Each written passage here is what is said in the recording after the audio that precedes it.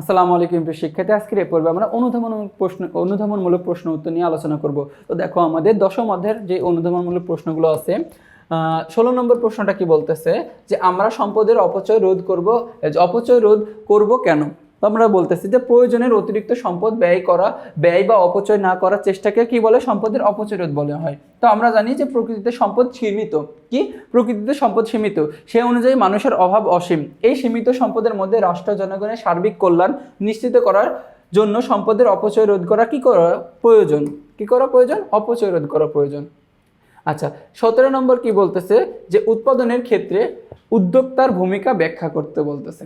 আচ্ছা, যে উৎপাদনের ক্ষেত্রে যে ঝুঁকি বা অনিশ্চয়তা রয়েছে, সেসব অনিশ্চয়তা ও ঝুঁকি উদ্যোক্তা নিজে বহন করে। এখন দেখো, যে ঝুঁকি বা গ্রহণ করে সেটাকে আমরা বলতেছি কি? উদ্যোক্তা। ঠিক আছে। তো ব্যক্তি মালিকানাধীন সম্পদে দেখবো যে ব্যক্তি নিজে যেহেতু উদ্যোগ গ্রহণ করে সকল কিছু, এবং সকল ঝুঁকি নিজে গ্রহণ করে থাকে। আচ্ছা, এরপরে বলতেছে যে উৎপাদনের 3টি উপকরণ যথা ভূমি, শ্রম, মূলধনকে সমন্বিত করে উৎপাদন কার্য পরিচালনা ও সম্পাদন করাকে সংগঠন বলে। যিনি সংগঠন করেন তাকে সংগঠক বা উদ্যোক্তা বলে। অর্থাৎ উৎপাদনের মূল কাজ হচ্ছে কি? উদ্যোক্তাই করে থাকেন।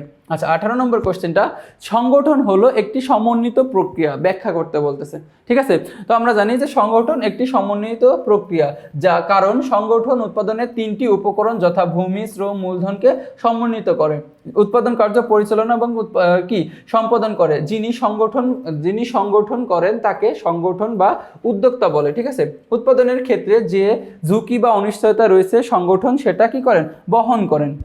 আচ্ছা, এরপরে হচ্ছে আমাদের যে 19 নম্বর কোশ্চেনটা আছে।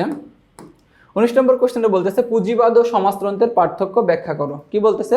পুঁজিবাদ ও সমাজতন্ত্রের পার্থক্য ব্যাখ্যা করতে বলতেছে। তো আমরা জানি যে পুঁজিবাদ আর সমাজতন্ত্রের যে পার্থক্য, 1 নম্বর দিয়েছে এই অর্থব্যবস্থায় উৎপাদনের সকল উপকরণ ব্যক্তি মালিকানাধীন। তো আমরা জানি যে পুঁজিবাদী অর্থব্যবস্থার অপর নাম হচ্ছে কি?